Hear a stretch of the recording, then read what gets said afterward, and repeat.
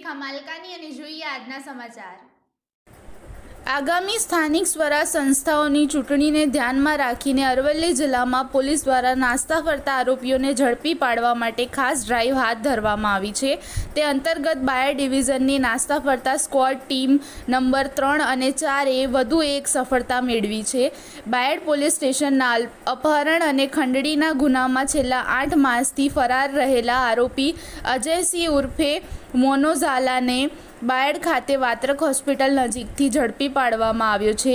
ખાનગી બાતમીના આધારે કાર્યવાહી કરતા પોલીસે આરોપીને પકડી પાડ્યો હતો। પૂછપરછ દરમિયાન આરોપીએ ગુનામાં સંડોવણી સ્વીકારી હતી।